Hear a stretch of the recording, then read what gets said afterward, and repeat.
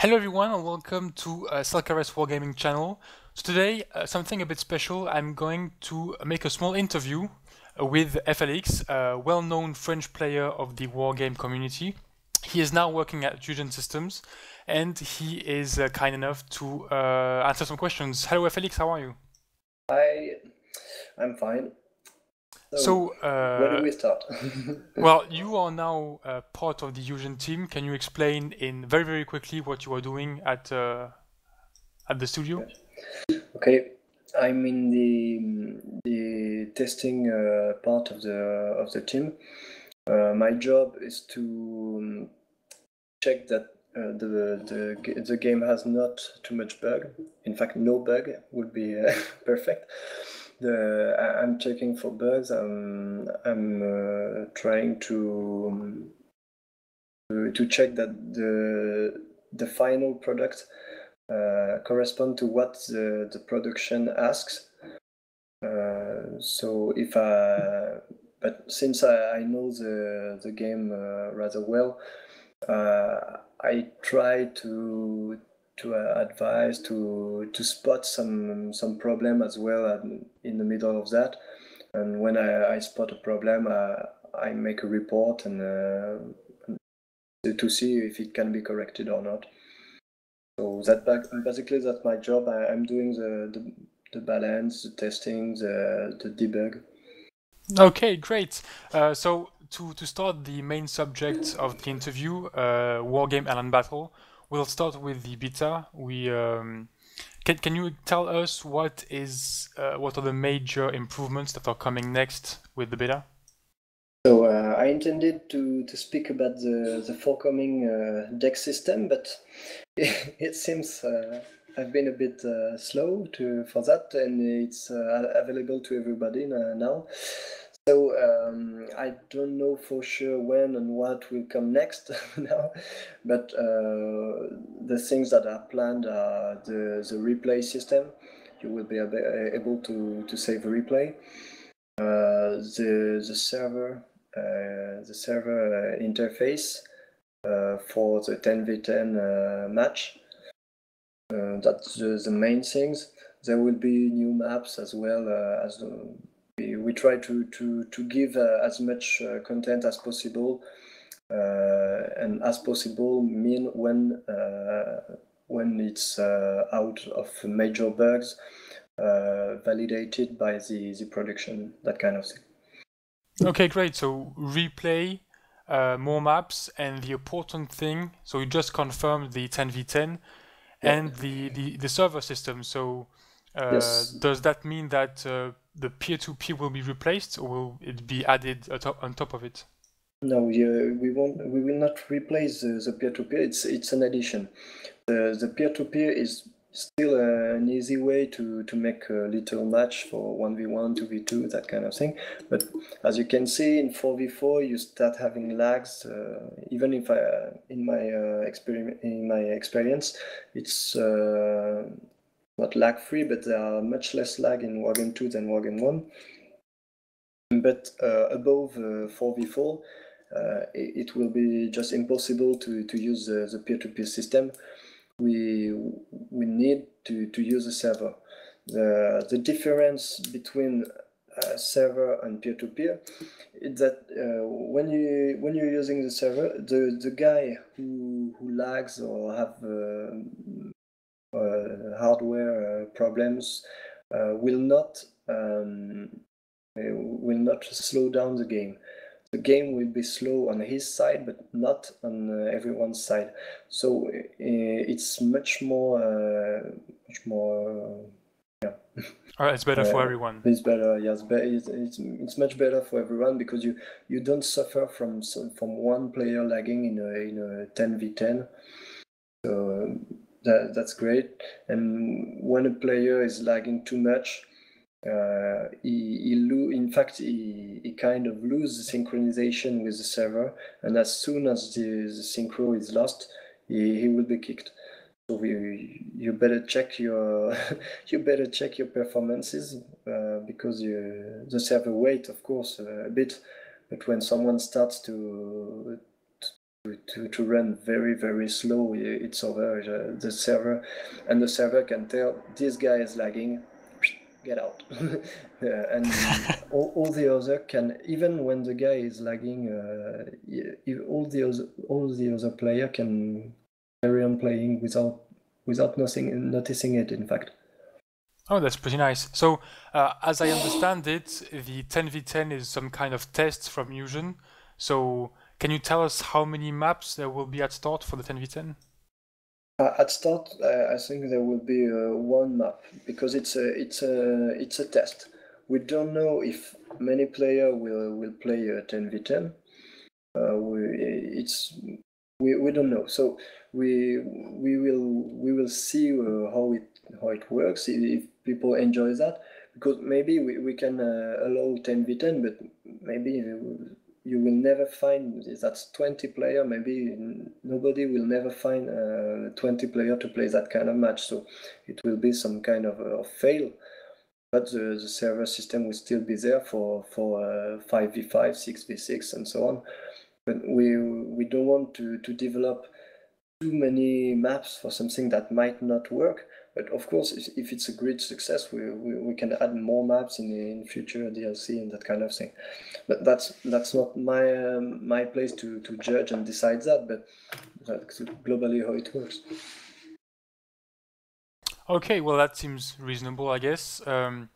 So now moving on to the game and the gameplay. I'm gonna start with the different visual effects, if you don't mind. Some people have reported that artillery or helicopter crashes and the impacts on water are still a bit weird. That was the same in European Escalation. Has that been changed, or will it stay the same? No, not in the waters that haven't been changed. I'm not the one in charge of the FX, of course, but something you can notice is how the creatures, the heat of the shells. What's the name already? Okay, so it will basically stay the same. The crater. So you can notice that in Wargame 1 you didn't see any craters on the map. Yeah. Because as soon as you zoom that a bit, they disappeared. Now you can see them, and you really have the feeling that you are fighting on a battlefield.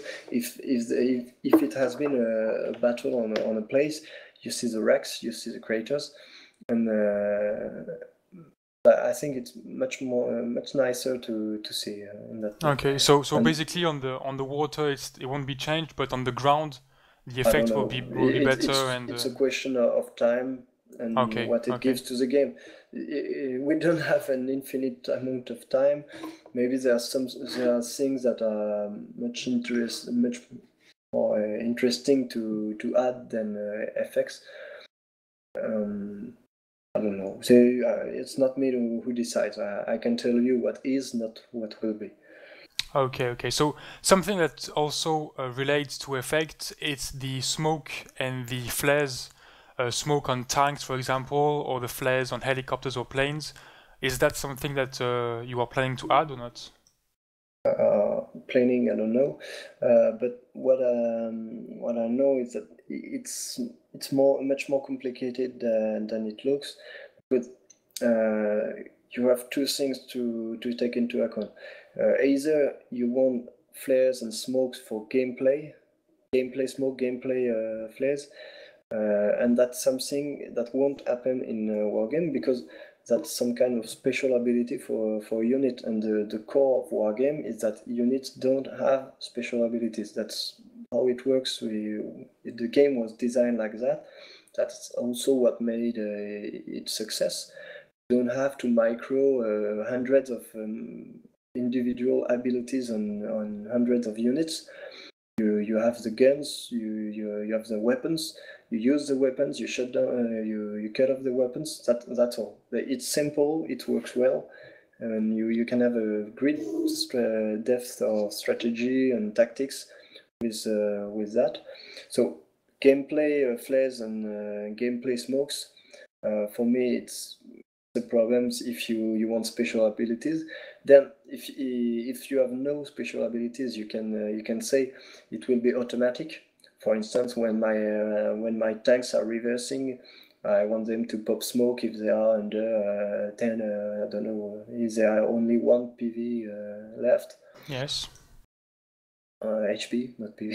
HP. Yeah, HP, If HP. there are one HP left and they are reversing, then you pop smoke. But you will, if it's automatic, you will always find a flaw in one way or another. One day you will be almost killing enemy CV, and because you pop smoke, you will miss the shot, and you will rage for that. Yeah. It cannot be automatic as well, and it could be ridiculous to have units popping smoke all the time for nothing, because you will always find a flaw, and the game don't allow special abilities.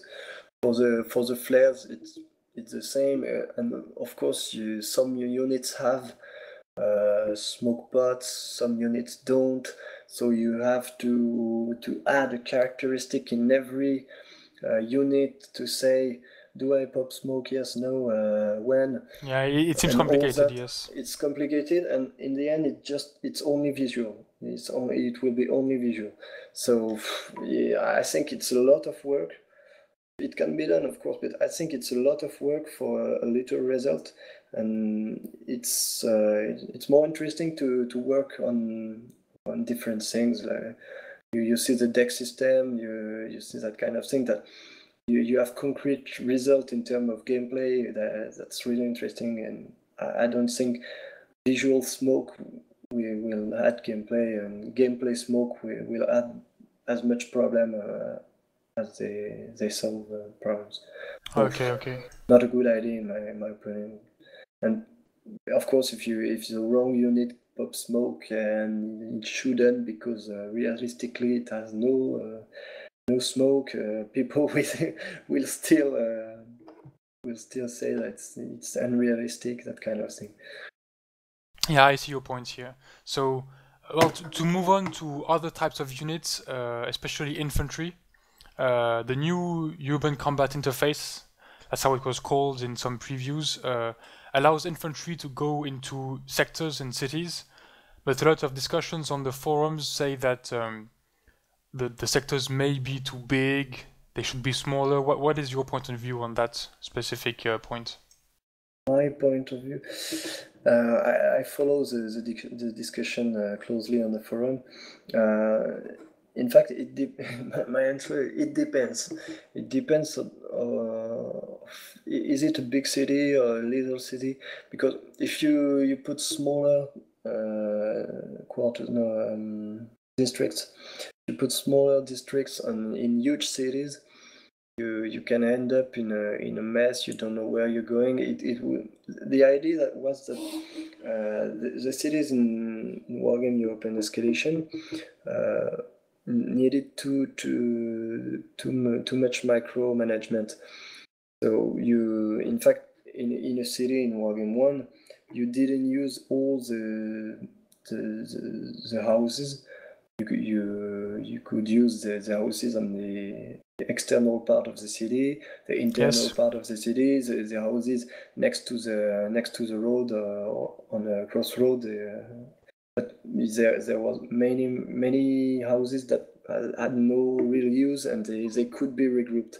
The idea was that regroup the cities in terms of interest, and you will notice for example in the map Alessund, you notice that there is a big city. In fact, it's not that big compared to the solo campaign, that kind of thing, but there is a city in the middle, and you notice that the districts are spread along the roads.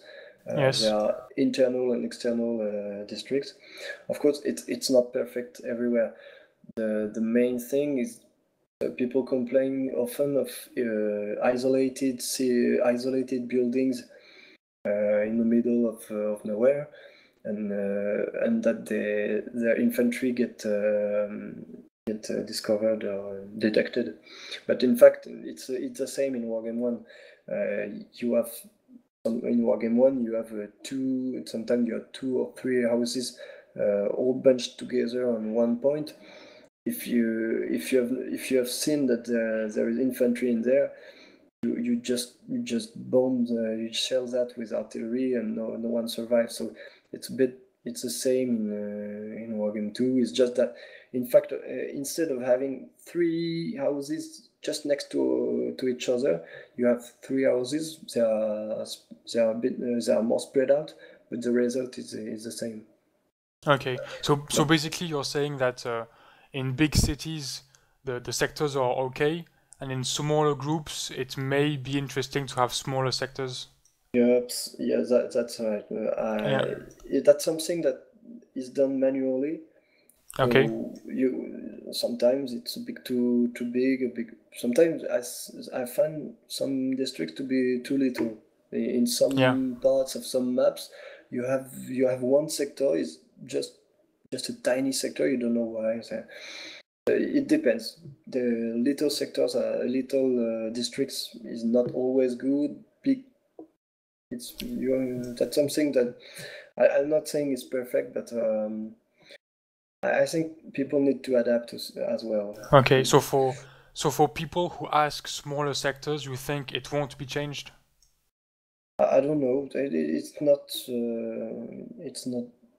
something impossible. It's just it's an area. wait and see. Wait and see. But I think we won't change sectors. I don't think we will change sector ASAP because someone said it's too little.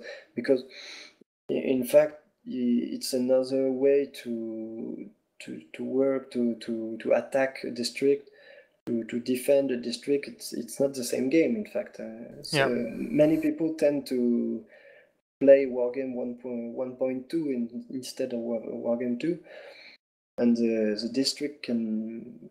You have to think otherwise. It's you don't use the same. You don't use them the same way you use them in Wargame 1. You don't attack them or defend them the same way. It's different. I think we must wait a bit, see how it goes, see how people play, see replays. It will be interesting with when the replays will be there to see how people play. And of course we can adapt. Okay. So on one last particular unit, the artillery, I have 2 points. First, on the maps, artillery seem to shoot through mountains. Is that something that will be changed or not? And second point is on the artillery that seems a bit arcadey because it shoots really quickly. Yeah. So could you speak about those 2 points?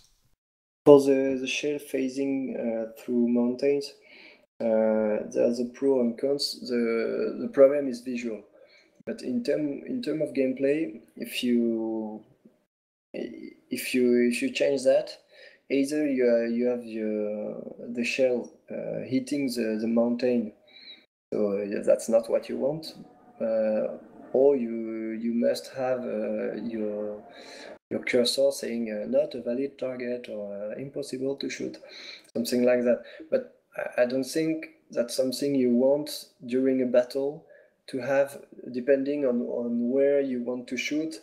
I can shoot, I cannot shoot.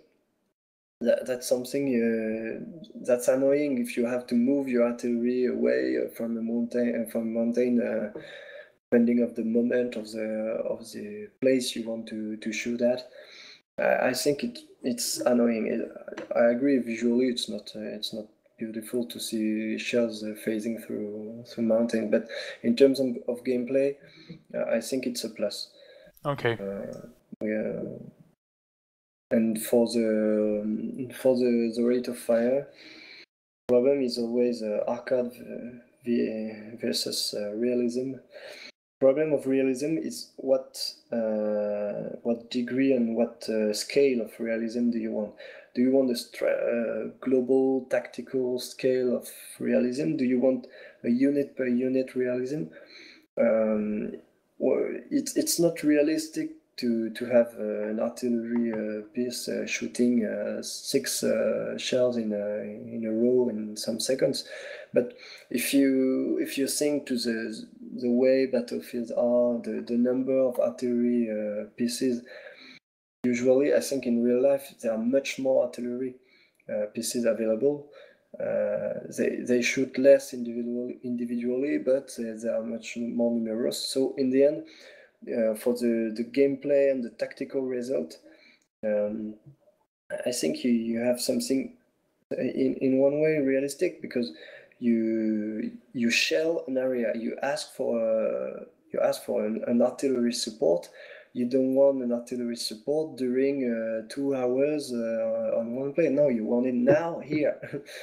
And yeah, of course. And realistically, you should have 20 artillery pieces shooting one shell or two. But in the game, we don't want to display huge amounts of artillery pieces on the map.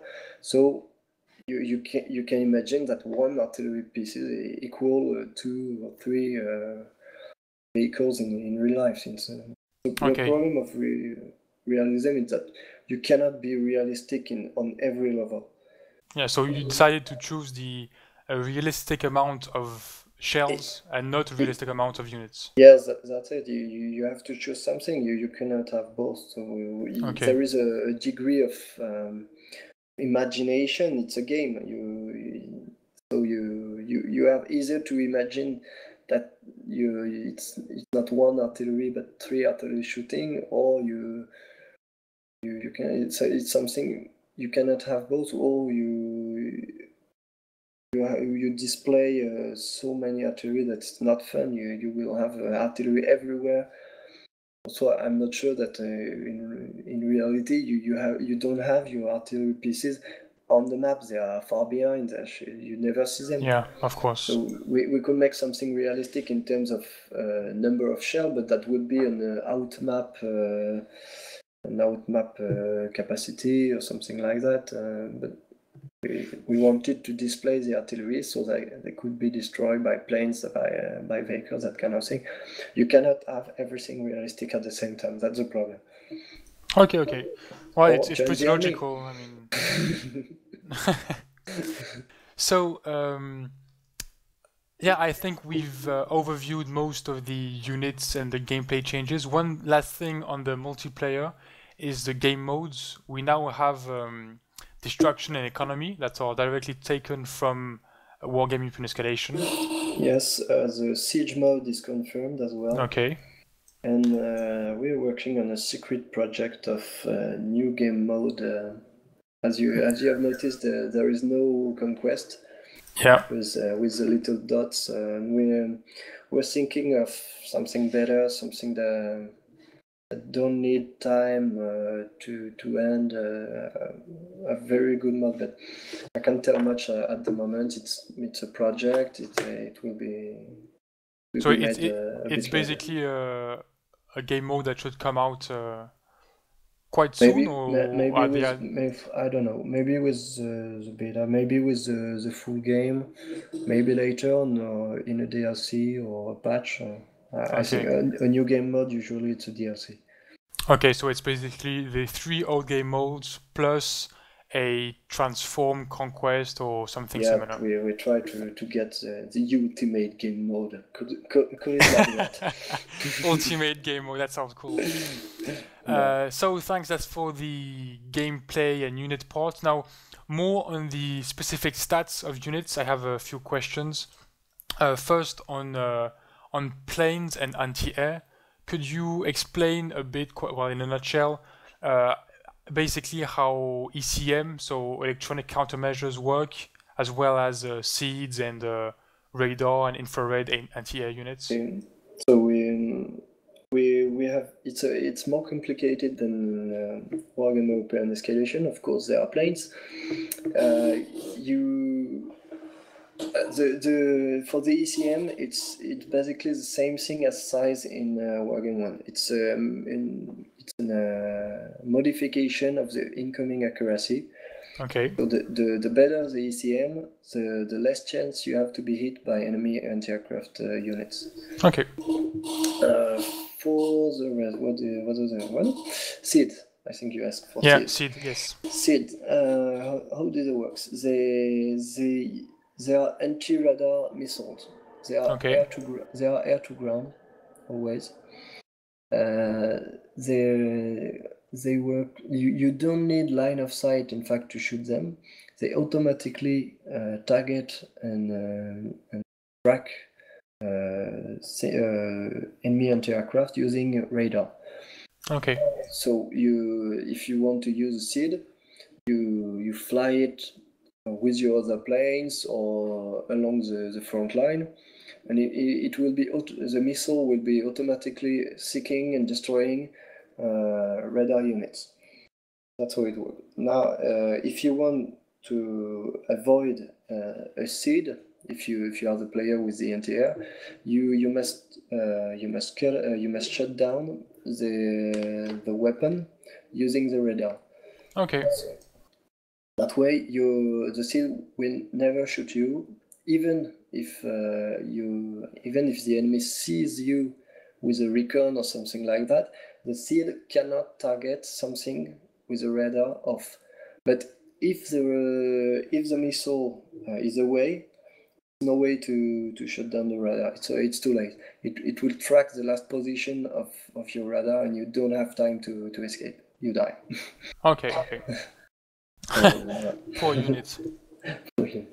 Yeah. At the moment, I think it's not really well balanced between infrared and radar, because the radar must give you something positive in terms of accuracy, range, that kind of thing, and in counterpart, you run the risk to die to a SID. That's how it works. But at the moment, the balance is not over yet. It's far from over. I'm working on it at the moment, with the other people of Eugen team, of course. And there are some infrared tracking systems that are as effective as radar units, but without the radar, so you don't run the risk to lose it to a SID. So that's not perfectly balanced at the moment, but that's something that would certainly be improved. The objective is to mix the three different types of anti-air. There are anti-aircraft artillery that are here not to destroy planes, but to stand them. And a stand plane cannot deliver its weaponry. Okay. So a bomber that is 10 will just fly over your CV or your heavy tank. I don't know. It will just miss its target because he cannot track it. He cannot target and fire his weapon as long as it is 10. So it's some kind of Pacific anti-aircraft defense. Yeah, if you may say so. No harm done. In reality, your plane is usually badly damaged. You can escape from anti-artillery with some HP left, but your plane will take forever to repair in that case. So it's passive. Usually it's soft. It's a soft anti-aircraft that prevents attack more than it destroys the planes. Then you have the infrared classical missiles. They have not very good accuracy, not a very good range, not a very good power, but they are immune to SID. Of course. At the moment, you will of course find infrared systems that are, in my opinion, much more powerful than they should. Okay. Yeah, because they are strong and they aren't affected by SID missiles. Yeah, they are cheap, too cheap or too strong for the fact that they cannot be targeted by SID. And the last one are the radar SAMs that are supposed to be the best, the most accurate, with the longer range, but you pay that with with a vulnerability to seed. Okay, so that's basically, well, all we need to know on the airplanes and anti-air. So now another thing that has particularly came up with the deck system, the Veterancy. I was quite shocked when I saw that you could recruit, for example, 8 TATBV tanks on hardened Veterancy, but if you take the upper Veterancy, it's elite, I think. You can have only 4 of them. So one small Veterancy gap divides the tanks by 2. Could you explain a bit more how Veterancy works and what kind of bonuses it gives to units? Yep. First thing, it's not sure that it will stay like that. Maybe it's just not balanced to have the effective for one level of veterancy. In my opinion, in your example, it's not well balanced. Okay. That's something that can be changed. That can be changed rather easily. That's something we can patch all along the beta. But the veterancy has changed indeed since Wargame 1. Something for those who don't know how it worked. The veterancy bonus was linear. It was a +8% in accuracy, plus some moral bonuses. That meant, and of course, the price to pay for that was an increase of 25% of the price. So if you mix linear bonuses with proportional cost, you end up with something unbalanced all the time. And I've tried to make with my fellow marshals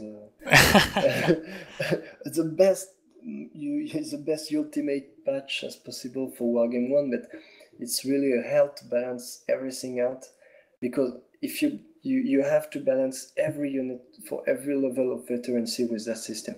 In Wargame 2, that's something that have been changed for obvious reasons. Now everything is proportional. You lose a proportion of availability, not price anymore. Yeah.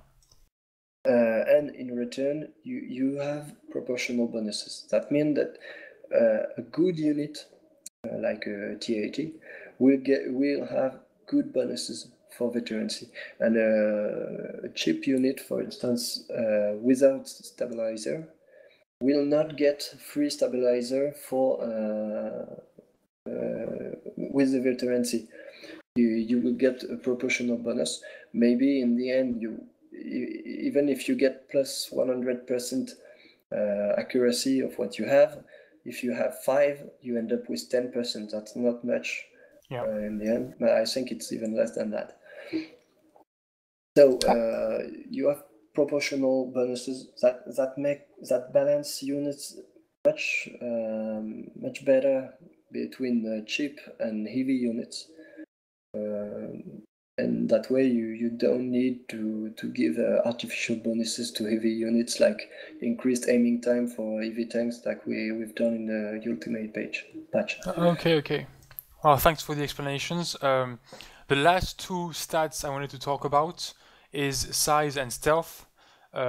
Most of the time in the first Wargame, they were a bit, mistaken one for the other. Could you explain to us the difference between these 2 stats? Yep. In Wargame 1, stealth was a hidden stat, in fact. You couldn't see it in the datasheet. Well, no, not in the datasheet, but in the info unit.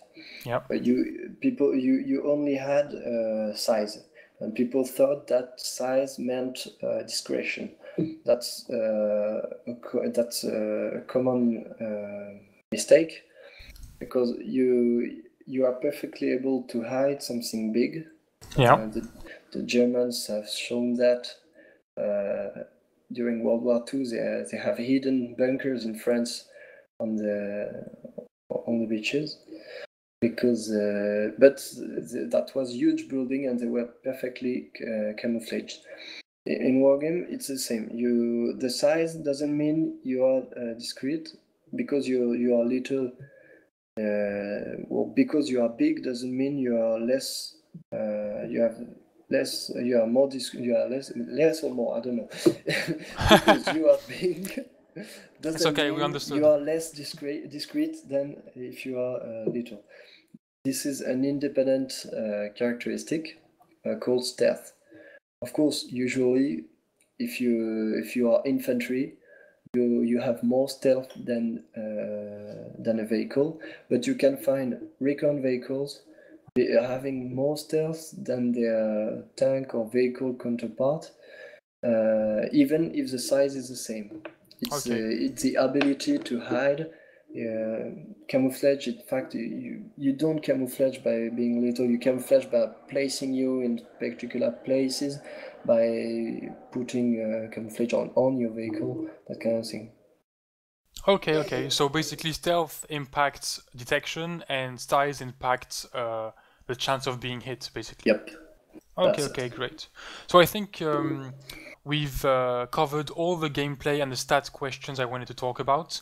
So now, if we could move to a different topic, something a bit more exclusive, if I may say, the solo campaign, or the solo campaigns, as you like to put it. Yeah. With an S. Could you speak about that, please? Yeah, for me it's one of the major thing of Wargame 2. I see three major things in Wargame 2: the planes, of course, the deck systems, the deck system, there is only one, the deck system, and the campaigns. There are multiple. The deck system, you can have a taste of it in the beta. Yeah, of course. You see the bonuses, you see the national decks, you see the types of decks. That's huge. The year as well. And then the solo campaign, it's the last and major thing, the major hidden thing, because we didn't want it to communicate much before it was ready to be displayed. This campaign is on two levels. You have a strategic level that is some kind of risk board game, and the tactical level, that is the tactical battle, in European escalation with your units, your spawn points, etc. First thing, it's not the campaign, but the campaigns, because in fact you have one board to play on with sectors, but we have imagined multiple scenarios. We have short scenarios if you would just want to play 1 hour or two. You have medium scenarios to play something with a taste, with a better taste, or one mission in fact. And you have the big campaigns, where everything is available, and I think, I don't know how many hours you can play on it, but it's more than. You need multiple days to finish a campaign.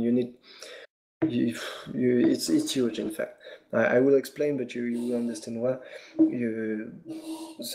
Alexis Le Dresser said 30 hours. I don't know. Certainly 30 hours. And you can restart it as much as you want. It will be different, and so it's 30 hours multiplied by, I don't know how many times you want to play. As many times as you want. As many times as you want. So first thing is a strategical level. You have territories on a map of the Scandinavia, and on these territories, you can move your battle groups. These battle groups are little armies. They are usually regiments or half companies, that kind of thing. Not companies. I don't know the name in English, but they are usually regiments. You can move them. They are pawns, like in a risk game, and when they meet, the battle start, and you have a tactical battle to play.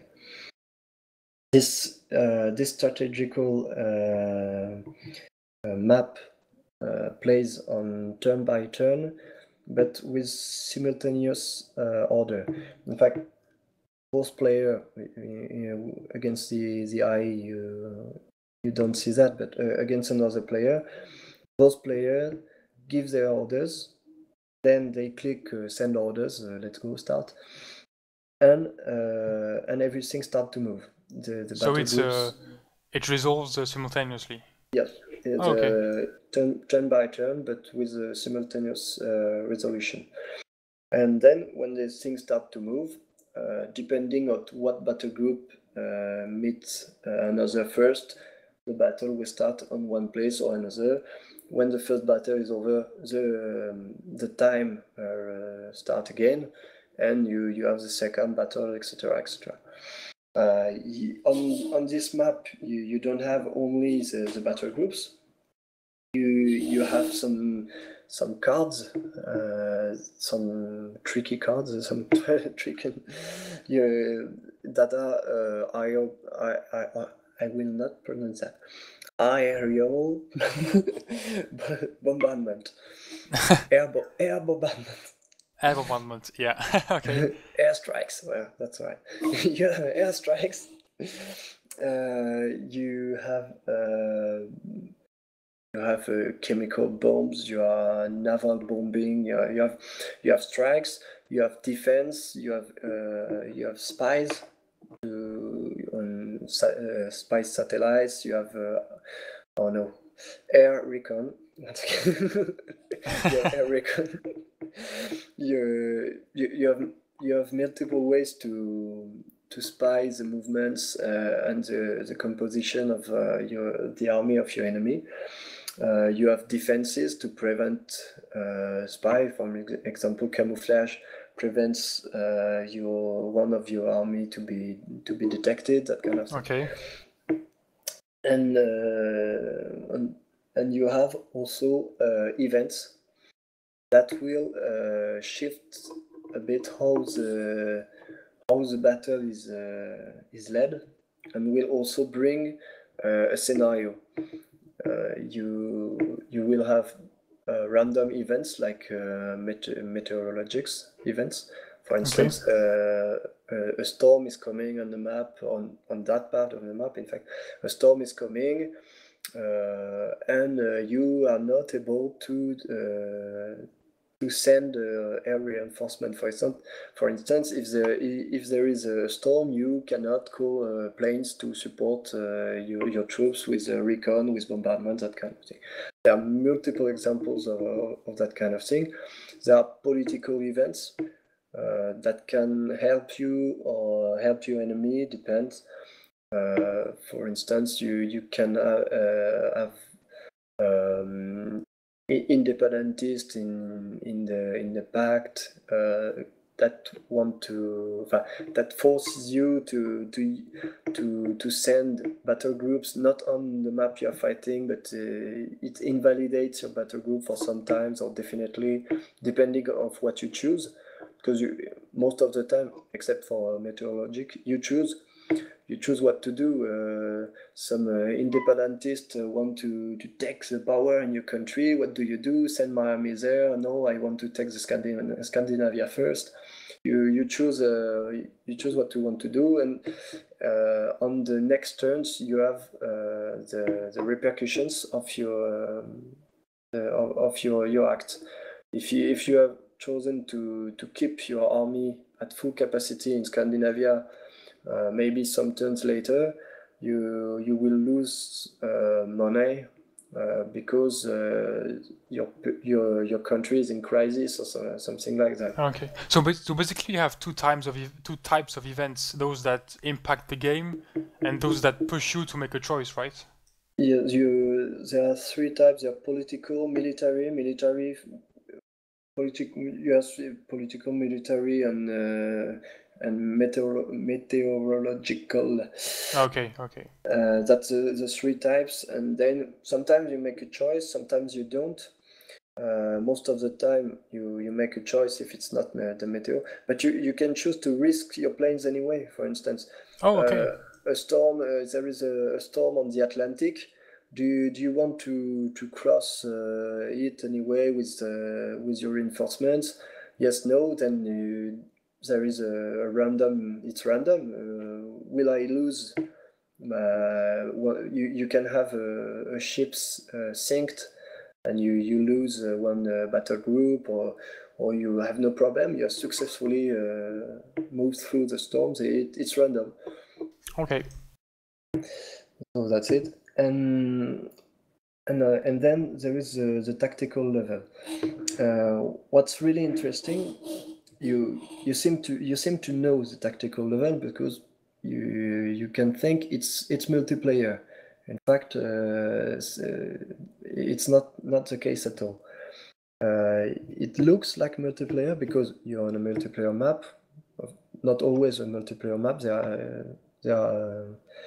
There are maps that are in the campaign and not in the multiplayer, and the other way around. But it looks like a multiplayer map with reinforcement points, with sectors to capture, with units that you move, with planes, etc. But it doesn't work in the same way at all, because there is a constant link between the tactical level and the strategical level. For instance, the territories in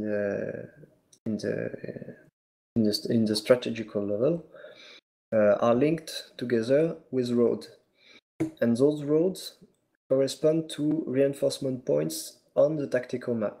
If you own a road on the strategical map, you start the game and you own the reinforcement point on the tactical map as well.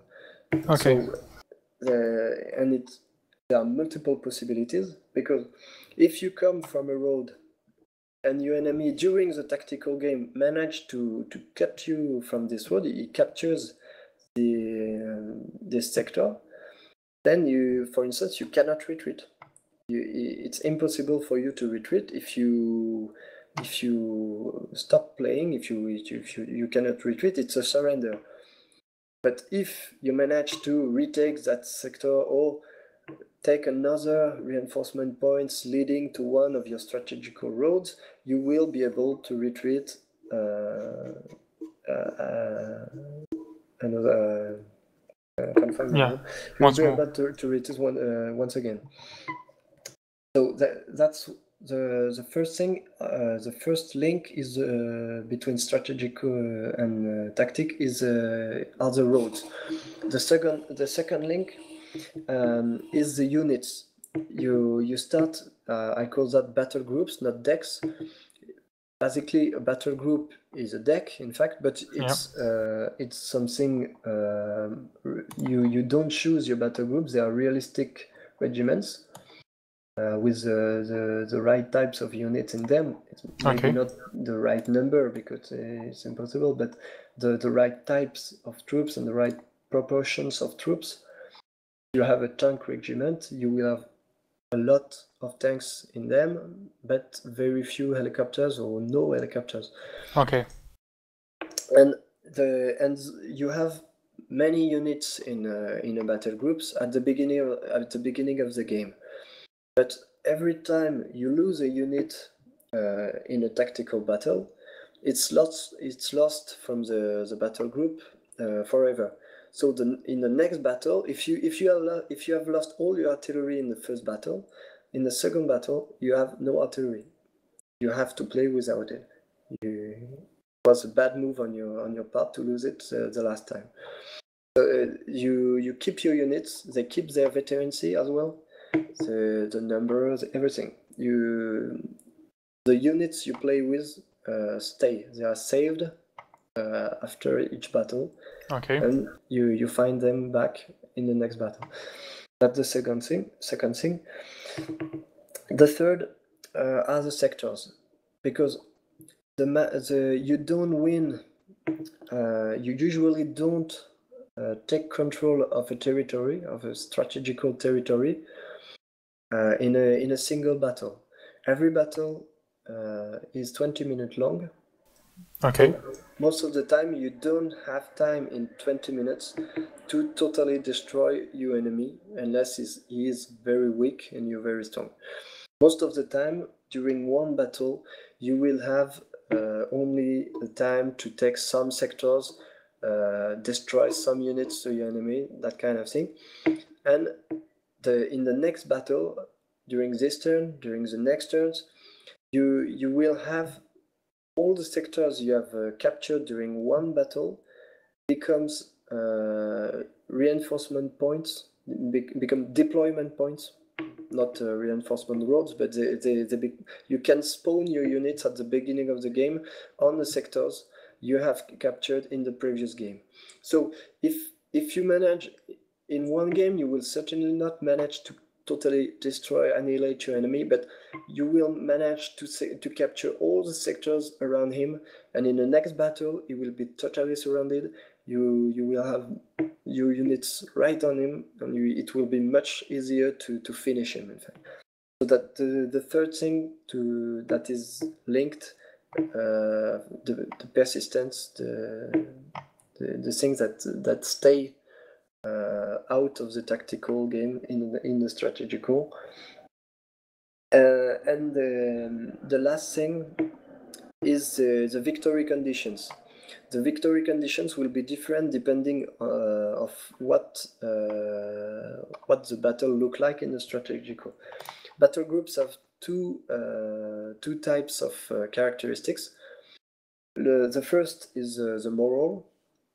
The moral means the number of points your enemy must inflict to you, so you before you retreat.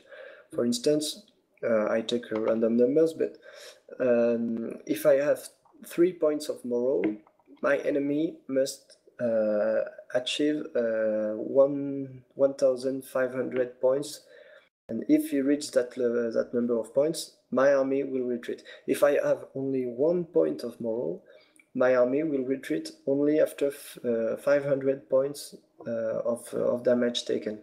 Yeah, so it's basically destruction points, right? That's destruction points. Okay. We use the destruction system. It's much more interesting because it means something.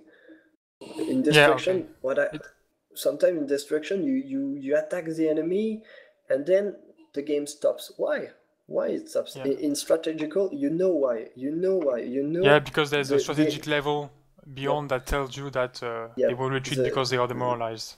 That's it. They are demoralized. Okay. They flee, and because they flee, if you have managed to take, for instance, if you have managed to take the retreat road, they will not flee. They will surrender to you.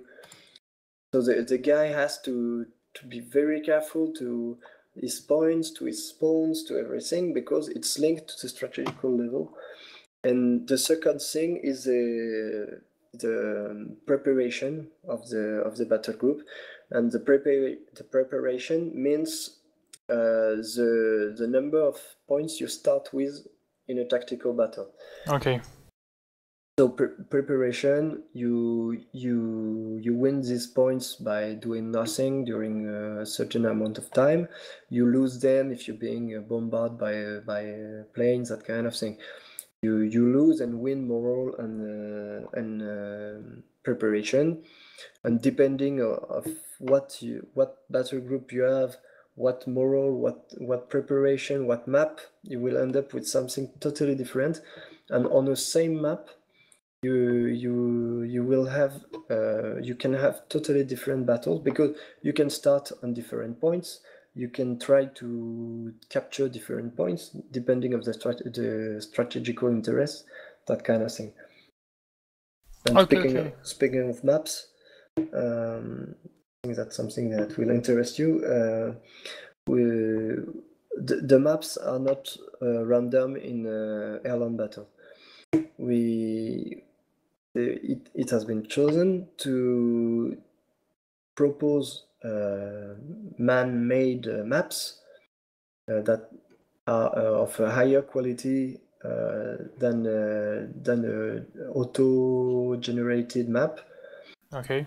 That's much more interesting. That way, you have really different map. If you fight, So it's one map per sector on the strategical level. It's one map per sector. You have 30 sectors. You calculate how many maps for the solo. 30 maps for the solo, and every map is unique.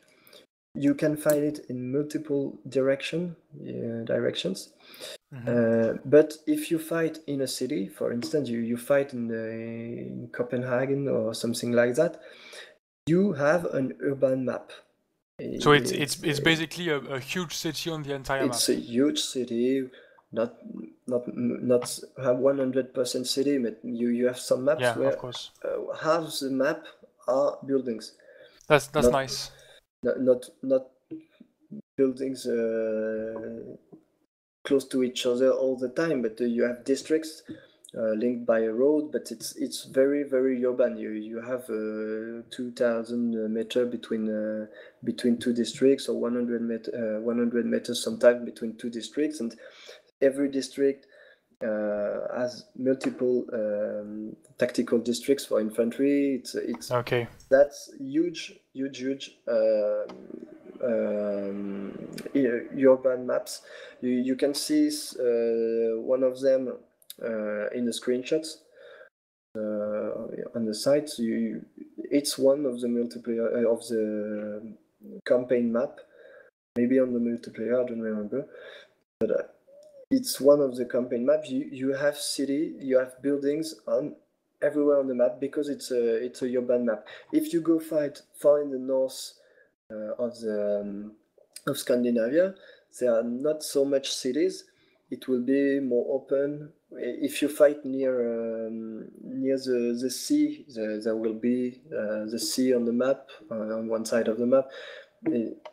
It's the map is linked to what the strategical map looks like.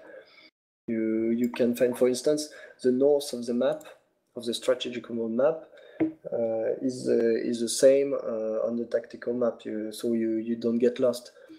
You start a tactical battle always with the camera pointed to the north, so you can recognize that this reinforcement sector correspond to that road on the strategical map, that kind of thing. Okay. So basically, we've seen that the biggest campaign is a 30-sector map. Each map is linked to a particular sector. There are a lot of persistencies between tactical and strategic levels. One last question I'd like to ask: it's either 1 versus AI or 1 versus 1 campaign, right? Yep. So for the players who wish to play exclusively on a solo level, can you tell us if the AI has been reworked since European Escalation? In fact, there are 2 AIs. You have the strategical AI that didn't exist, that have been created, and the tactical AI that you used to know in European Escalation. The strategic AI, I can say, I can compare because it didn't exist, but the tactical AI has been widely increased. Improved.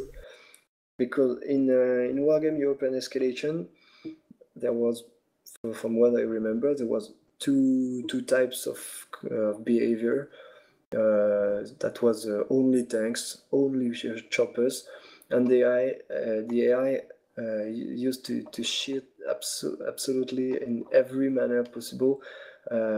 More points, more units, more availability. Everything cheating everywhere. Everything was cheated. No ammunitions, no fuel. The new AI is much more improved, and you can see that in one way. For example, it's able to manage its ammunition. It's able to manage supply with fuel, ammunition, repairs, that kind of thing. That's one point that if you feel how AI are made, that's one big thing, because when you don't need to help the AI with shits, that's one point, one sign that it's much better. Okay. Yeah, of It's course. able to, and because it's not enjoying for the player don't enjoy an AI that wins because or lose even, but wins because it cheats. When you see 4 or 6 TATU coming at you in Wargame European Escalation, you say, hey, what the fuck? You have only Yeah, of two. course. You have only 2 TATU in your decks. So here, that's not the case. The AI is able to choose the units available in his deck. If the unit is not, if there is not the good unit, it takes something else in place. It sends different missions, you capture mission, attack mission, defend missions. There are multiple missions, airstrike missions, air cover missions. There are many missions it can do at the same time. It's really it's you can it's really well done. You can play against the AI. You can have fun. For new players, it can even be very challenging because the AI knows the units, know how to use them. It will not sacrifice units unless it's a part of a bigger attack. For instance, you send infantry with tanks, with airstrikes at the same time. You get that kind of thing. The AI, when the AI, for instance, decides to attack, sometimes I'm challenging the AI. In fact, I try to camp. I camping my spawn. The AI seems to do nothing to you. It's bugged. But then you realize that it's preparing its attack. It's massing a huge amount of units, artillery, airstrike, tanks, infantry, and one of a sudden you get shelled from everywhere. You have planes bombing you. It just rush you, it just crush you. Don't let the AI do what it wants, because it prepares an assault, big prepared assault that are triggered at the moment. It doesn't send units one by one stupidly at you until you win. It's really good. I think it's really enjoying for the player to see something that it's not totally scripted. You don't see the script when you play against the AI. Okay, well, that seems great. I think we have reached an end to this interview. Thank you very much for answering our questions. No problem. Thank you very much for doing it both in French and in English. I know it's been quite long and quite hard.